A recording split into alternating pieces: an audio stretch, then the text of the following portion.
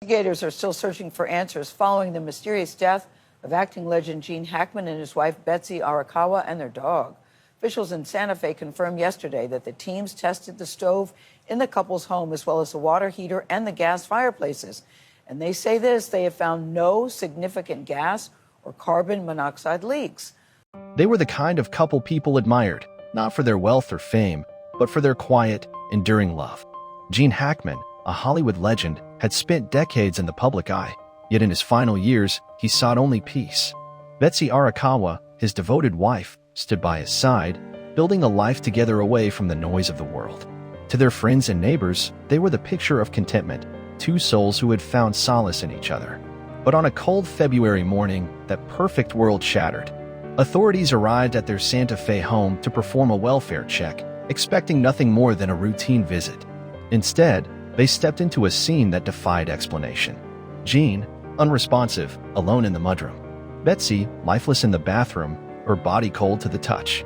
And in the eerie stillness of the home, one more heartbreaking discovery, their beloved dog, Zina, dead beside her. No forced entry, no obvious signs of foul play, just silence, an unsettling, suffocating silence. Investigators combed through the house, searching for answers, but each discovery only led to more questions. A gas leak? A medical emergency? A tragic coincidence? Or something far more sinister lurking beneath the surface? And then came the whispers, rumors of a delayed response, an emergency call that may have been ignored, a chance to save them that never came. What really happened in those final moments? Was this simply an unthinkable tragedy, or did someone fail them when it mattered most? Stay with me, because as the details unfold, you'll begin to wonder, was this fate, or was it negligence? Before we dive in, make sure to like this video and subscribe for more real crime stories. Gene Hackman was never one for the Hollywood lifestyle. Despite being one of the most celebrated actors of his time, fame never quite fit him the way it did for so many others. Born on January 30th, 1930, in San Bernardino, California, he built his career on playing tough, complicated men. Characters who demanded respect, who commanded the screen with quiet authority. But behind the roles, behind the awards and accolades, Gene was a man who wanted something simpler. He never cared for the glitz, the red carpets, or the endless attention that came with stardom. After decades in the spotlight, he made a choice that few actors of his stature ever dared to make. He walked away. In 2004, he retired from acting for good. No farewell tour, no dramatic final performance. Just a quiet exit. While the world still saw him as a legend, Gene saw himself as a man who had lived his dream and was ready for something new. He and his wife, Betsy Arakawa, retreated to Santa Fe, New Mexico, far from the chaos of Hollywood, where they built a life defined by simplicity and love. By the time of his death at 94 years old, Gene had spent 2 decades embracing the quiet life he had always longed for. Betsy was Gene's rock, the woman who had been by his side for more than 3 decades. A talented classical pianist and businesswoman, she met Gene in the early 1980s while working at a fitness center he frequented. Their connection was undeniable, and in 1991, they made it official, promising to spend their lives together. Betsy wasn't just Gene's wife, she was his best friend, his confidant, the person who kept him grounded. Born in 1961, Betsy was 65 years old at the time of her death, nearly 3 decades younger than Gene. She was warm, kind, and deeply private, never seeking the limelight that followed her husband. To those who knew them, their love was genuine, the kind that didn't need to be put on display for the world to see. Together, they lived a quiet life, away from the cameras, away from the noise. They shared a beautiful home in Santa Fe, surrounded by nature, where Gene spent his time painting, cycling, and writing novels. It was a peaceful existence, one they had built with intention. Their days were simple. Walks through the neighborhood, quiet evenings with books, laughter over meals shared in the comfort of their secluded home. Though Gene had 3 children from his previous marriage, it was Betsy and their beloved German shepherd, Zina, and her 2 other dogs that filled his world in his later years. By the time Gene reached his 90s, his health had begun to decline, as it does for all men who have lived long, full lives. But there were no reports of serious illnesses, no public battles with disease. Just the natural slowing down that comes with age. To those around them, Gene and Betsy were exactly where they wanted to be, living out their days in the peace they had worked so hard to create. But even the most perfect-seeming lives have an expiration date. And on a day that should have been like any other, everything changed. The world would soon learn that behind the walls of their quiet home, something had gone terribly, inexplicably wrong. It started with silence. For days, no one had heard from Gene Hackman or Betsy Arakawa. Calls went unanswered. No one had seen them around their quiet Santa Fe neighborhood. It wasn't like them to just disappear. At 94 years old, Gene was slowing down, but he was still independent, still capable of keeping in touch. Betsy, at 65, was even more active. Concerned friends and neighbors grew uneasy, and eventually, a close friend of the couple had reportedly grown uneasy when days passed without hearing from them. Gene and Betsy weren't the kind of people to suddenly vanish from contact.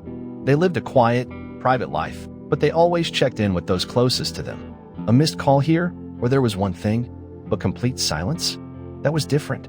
That was worrisome. Acting on that gut feeling, the friend reached out to authorities, asking for a welfare check. When officers arrived at the couple's secluded home on February 26, 2025, they had no idea what they were about to walk into. The house was still, eerily so. Nothing seemed out of place, but something was wrong. The first discovery was in the mudroom. Gene Hackman, the man who had once commanded screens across the world, lay lifeless. There were no signs of struggle, no indication that anything violent had occurred, but it was clear he was gone. A further search led officers to the bathroom. Betsy was there, near a space heater, her body still. Scattered around her were prescription medication bottles. It was unclear whether they had been knocked over or left that way in a hurry, but Betsy, too, was gone. Then, another discovery. Lying nearby was their beloved German Shepherd, Zinna, the dog that had been part of their family for 12 years. She, too, had passed.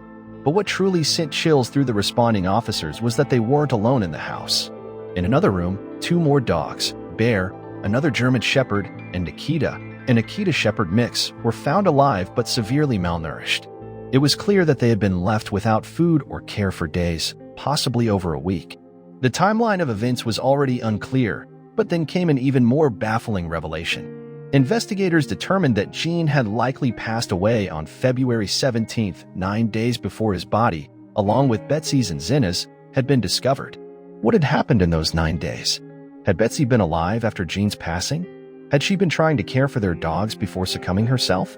And what had taken them all so suddenly, leaving behind only 2 starving animals in an otherwise undisturbed home? Authorities immediately began considering theories. The more investigators searched for answers, the more the case of Gene Hackman and Betsy Arakawa seemed to raise unsettling questions. How could 2 seemingly healthy people, along with one of their beloved dogs, die in their own home without a single clear explanation? And why had it taken 9 days for anyone to notice that something was terribly wrong? One of the first theories considered was a gas leak. It made sense, an invisible, odorless danger creeping through the home, silently suffocating its victims before they even realized what was happening. When authorities tested the house, they did find a small stove burner leak. But almost immediately, the theory fell apart. The leak was minimal, nowhere near enough to cause carbon monoxide poisoning. If that wasn't the answer, then what was? Another possibility that investigators explored was the idea of a companion death, one so tragic yet so common among devoted couples who had spent decades together. Could it be that Gene, at 94 years old, had passed away first, and that Betsy, overcome by shock and grief, simply could not bear to go on without him? Some of their close friends believed this was the most logical explanation. Other investors bid the idea that Gene's passing had simply been a result of age. At 94, his health had been declining, though he had no known terminal illness. Was it possible that he had gone peacefully in his sleep, and Betsy, perhaps already in fragile health herself, had followed soon after due to stress or an undiagnosed medical condition? The bodies told a story of their own, but it was one that only deepened the mystery. By the time authorities arrived, the dry climate of Santa Fe had begun an unusual process, natural mummification. Toxicology reports were ordered, but even those could take weeks, if not months, to return conclusive results. And in the meantime, the questions kept piling up. Why had Zinna, their 12-year-old German Shepherd, died along with them, while the other 2 dogs, Bear and Nikita, managed to survive despite starvation? Had they gone without food and water for days, or had Betsy been there, trying to care for them before she, too, collapsed? Nothing made sense. No trauma, no clear poison, no foul play. Only a quiet home filled with unanswered questions, where a Hollywood legend and his beloved wife had lived out their final years, only to have their last moments shrouded in mystery. The autopsy reports would later confirm another mystery. There were no external signs of trauma on either Gene or Betsy. No forced entry, no struggle, nothing that suggested foul play. And yet, 3 lives had ended under the same roof, within what seemed like a short period of time. Authorities were left with a case that had no clear answers. What could have caused the sudden deaths of Gene Hackman, Betsy Arakawa, and their beloved dog, Zina, while leaving 2 others barely clinging to life? Had it been an undetected environmental hazard? A medical emergency that spiraled out of control? Or was there something more sinister hidden beneath the surface? As the investigation unfolded, one thing was certain: this was no ordinary tragedy. In a case already clouded by mystery, a chilling revelation emerged, one that left many wondering whether Gene Hackman and Betsy Arakawa's fate had been sealed not by natural causes, but by a devastating human error. It turned out that someone had tried to intervene. Someone had sensed that something was wrong, but their concerns had been dismissed. When a close friend made a call to the authorities of their disappearance, the dispatcher allegedly downplayed the urgency, assuring the caller that there was likely nothing to be concerned about. After all, this was an elderly couple. Maybe they had gone on a trip. Maybe they just wanted some time away. But they hadn't gone anywhere. And they weren't okay. When their boxes were found 9 days after their death, the question that haunted everyone now is simple but devastating. Could Betsy have still been alive when that first call was made? If responders had acted immediately, could she have been found in time? Could she have been rushed to a hospital, given emergency care, and saved? And what about Zina, their loyal German shepherd? Was there a moment where she, too, could have been rescued? It was a horrifying thought. The idea that help had been so close, that just one decision could have changed everything, sent shockwaves through those following the case. And it reignited a much larger, much more troubling debate. What about emergency response failures? About how many lives have been lost because a call for help wasn't taken seriously? Now, people wanted answers. They wanted accountability. But most of all, they wanted to know the truth. Was this truly an unavoidable tragedy?